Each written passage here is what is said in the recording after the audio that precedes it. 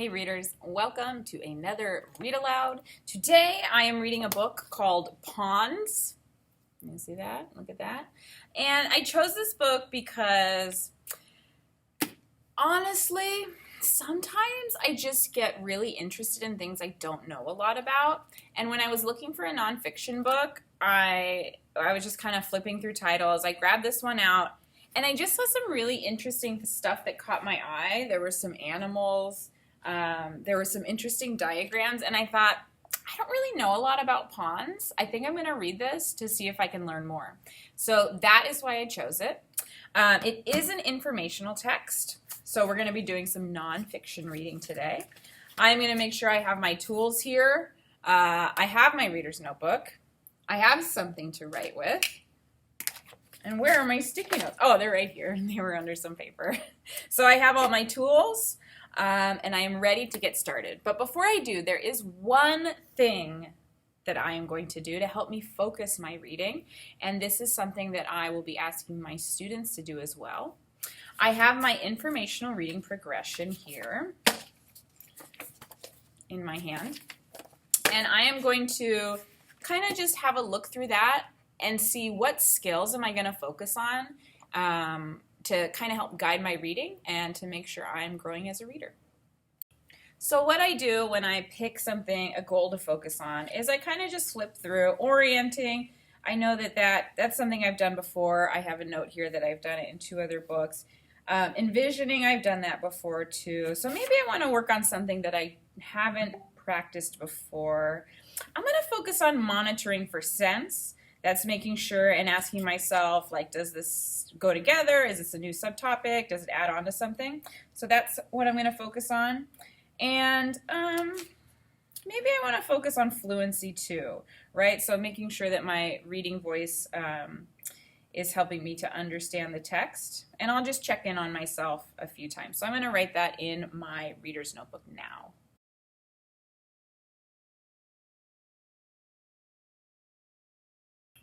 So anytime I start a new book, I always flip through the pages and kind of make a prediction about what I think this is going to teach me. This is called orienting. So obviously I'm going to learn about ponds. I'm going to take a look at the table of contents here. A quiet moment, what is a pond, life in a pond, a pond's life cycle, at risk. So I think I'm probably going to learn a bunch of facts, the things that live in a pond. A pond's life cycle, now I have a question about that because I thought life cycles are only for living things. So I'm wondering, how is a pond a living thing? I'm going to write that down. And then I also noticed at risk. So I'm wondering if there are some problems with ponds that put them at risk. So those are some 2 questions that are kind of rambling around in my head, and I'm going to write those down before I start.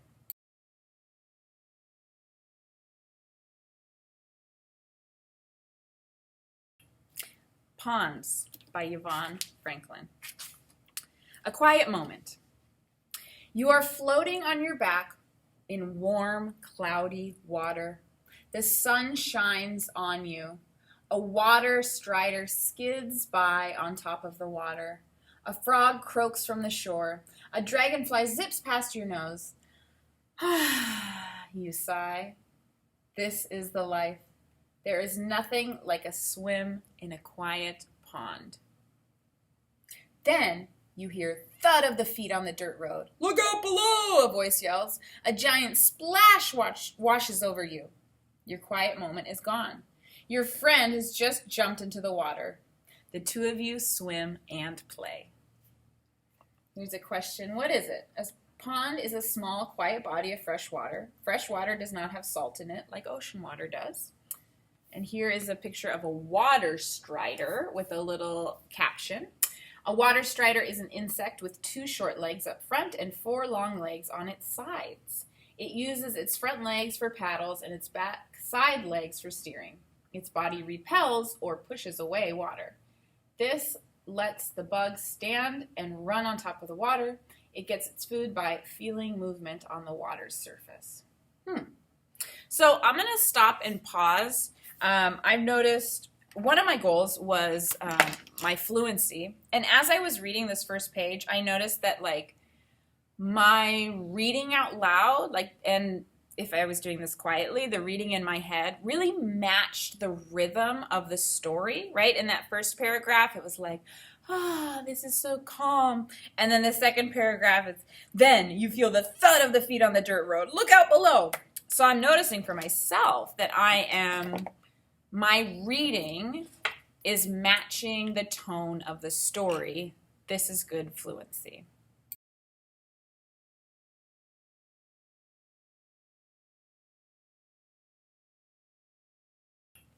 There was a time when many people lived near ponds. They used ponds for the water they needed. If there was not a natural pond nearby, people might dig one. They would let large holes fill with water. Plants would grow there. Animals would come too. The pond would become a part of nature. Today, many people have other ways to get water. Homes often have pipes that bring water into the house. Many of the old ponds dried up, but natural ponds can still be found. People may not use ponds in the way they once did, but ponds are an important part of nature. They are each like little worlds of their own. Animals and plants of many kinds live there. They depend on each other to live. The world of a pond is a fascinating place. If you saw a pond, you just might want to jump in and be a part of it. So here's a pop-out. It says ponds do not have many moving water like many other bodies of water do. They don't live forever. If ponds are left alone, they will slowly fill in with dirt and dry up, but this may take hundreds of years. Well, that seems like an important fact that I want to hold on to. So I'm actually going to put this one on a sticky note, and I'll collect it later. And maybe I'll make like a facts page in my notes.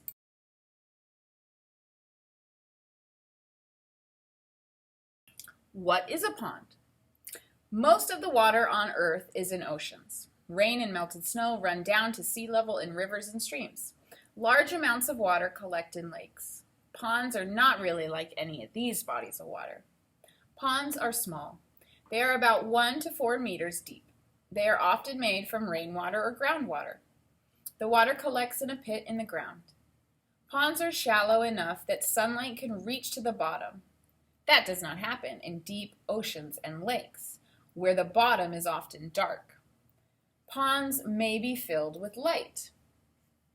Across the pond. When people say that they are going across the pond, they mean that they are traveling across the Atlantic Ocean.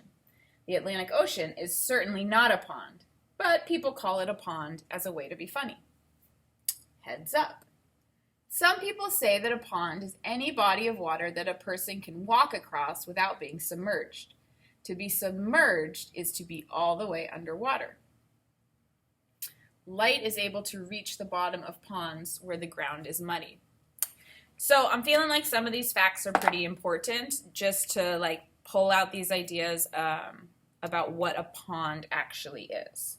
So I'm going to put this on a sticky note.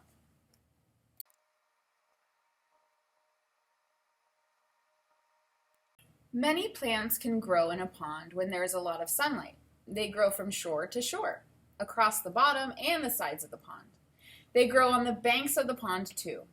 The land around the pond is often a marsh. A marsh is a low, wet land that may be covered in grasses. Insects, birds, reptiles, and amphibians make their homes in and near ponds. Some mammals live in and near them too. Some plants grow only under the water of the pond. Some reach above the surface. Some float on the surface. You may have read make-believe stories with lily pads on the water where magical frogs live. Lily pads are the floating leaves of the water lily plants. Water lilies grow in many ponds. Come and go. Ponds may only have water for them in as few as 4 months a year. They may dry up or just be muddy the other months.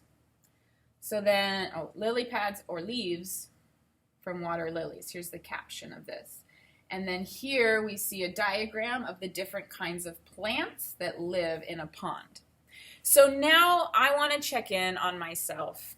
One of my goals was monitoring for scents. And I'm noticing one way I can do that is ask myself, does this information, is this new or does this fit in with something I'm already reading? And I think that this section fits in with this page before. It's all explaining facts about like what is a pond. So I'm just going to make a note of that in my reader's notebook.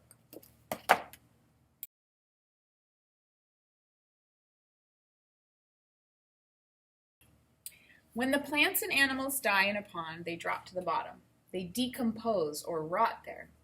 The nutrients from their bodies go into the earth and water. They feed new plants and animals. But this process uses up oxygen too.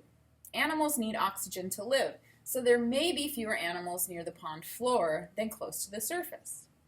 Water temperatures in the pond stay pretty even throughout the whole pond. The water at the surface feels a lot like the water at the bottom. The water temperature is about the same as in the air. The water temperature is about the same as the air temperature. A warm day means a warm pond. A cold day means a cold pond. Most bodies of water do not freeze all the way in cold weather, but ponds do. They are so shallow that the whole thing may freeze solid. So I noticed one of my goals for today as I was reading was to monitor my fluency and how my reading voice is sounding. And I noticed that I did make a mistake on that page. But one thing that I did is instead of just reading right through it, I went back to the beginning of the sentence to make sure I read it correctly and that my reading voice was done in a correct way. So I'm going to write down that I did that in my reader's notebook.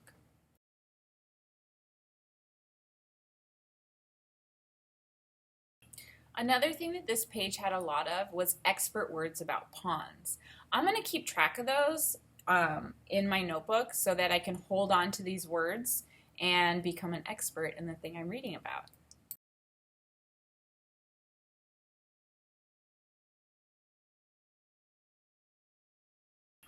Life in a pond. The rich plant life makes ponds a great place for animals to live. The plants and animals are connected in an ecosystem. An ecosystem is made of plants, animals, water, land, and air. The animals and plants depend on one another. They use the land, water, and air to live. The word ecosystem has two parts, eco and system. Eco comes from the Greek word for house. A system is a combination of parts that make a whole. Those two parts of the word ecosystem can help to understand what it is. Think of a family in a house. The family needs the house and what is in it to live. The people need the food in the cupboards, they need the water and the plumbing, they need the clothes in the closets. They need the air in the rooms. Each of these things helps the family to live and thrive. A pond is like that. Animals and plants can thrive because of the food, water, and shelter found there. A pond makes the perfect ecosystem. Well, I don't know about you, but my word nerd radar is buzzing. Ecosystem, what a cool word, and they really broke it down in the text. So I'm going to add that to my word nerd section in my reader's notebook. So I'm going to flip to the section where I collect wonderful words, and I'm going to add this to my list.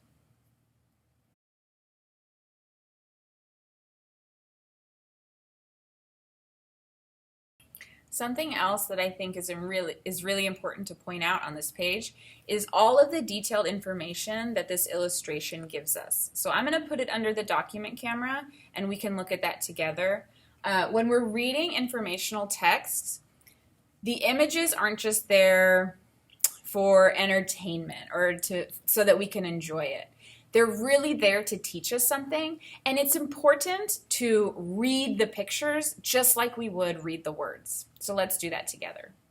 So if we look at this illustration of a pond ecosystem, we can see lots of labels. We can see the animals that live there. There's also this zoom in. This is showing us the microscopic life. And then we can kind of see the areas around a pond and what that looks like. A lot of the animals that are living in here it's telling us what they are. The great crested newt, an eel, water vole, hawks and otters. In this pond ecosystem, there are many animals and plants which live together. A pond may be small, but a huge number of animals and plants may live there. The chart on this page shows some of the animals that may be found in or near a pond. Insects live on, in, and around ponds. Some mosquitoes lay their eggs on the water. Invertebrates, such as leeches, love pond life. A leech is like a thick worm. It can hide in the mud at the bottom of a pond, and it sucks the blood of prey. Amphibians, such as salamanders, have moist skin. They stay in and near the water. Salamanders are interesting. If they lose a limb, they can grow a new one. Birds such as herons nest near ponds, but then they wade in the water and often get their food there. Mammals such as beavers can make homes in or near ponds. Beavers build lodges out of sticks and mud. Some beaver dams are more than 800 meters long. Wow! So a few things I noticed in there. I was paying a lot of attention to the punctuation. There was an exclamation part here. It said, salamanders are interesting. If they lose a limb, they can grow a new one. So I want to make a note of that because fluency was my focus.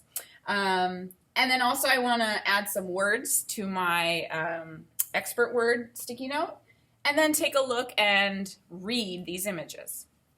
So first I'm going to notice when I was working on my fluency goal, which was page 16.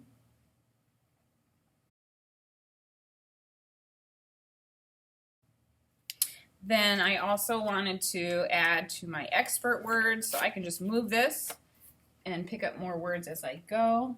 So there was invertebrates.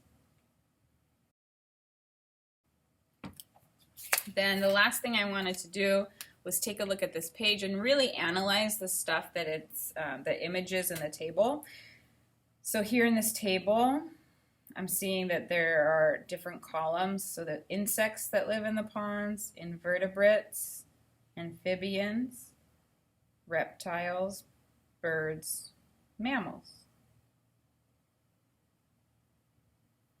Here are some images, photographs of these animals. So now I can match, here's the beaver, that was a mammal, so here it is in this table.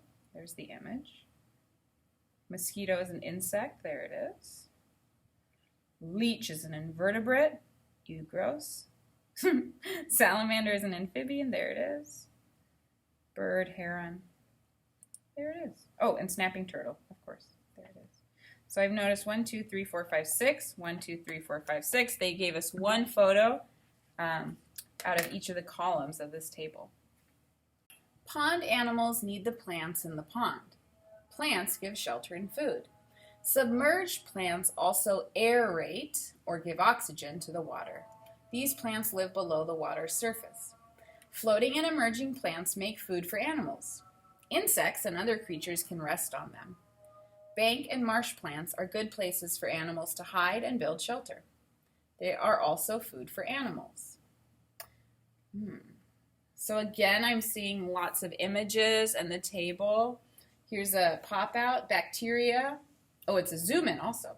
Bacteria are important parts of the pond. Bacteria are tiny. Animals feed on them. Then bacteria decompose the dead bodies of plants and animals. Ugh, what a fun fact. I'm going to write that down.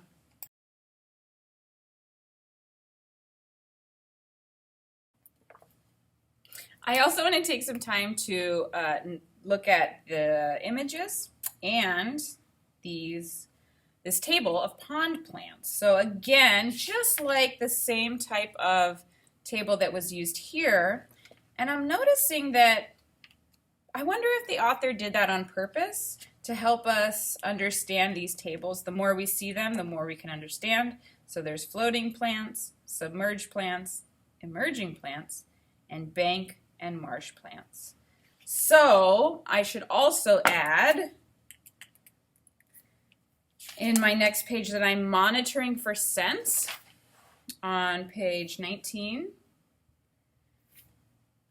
I'm noticing when the author makes a choice to connect things from one page to the other.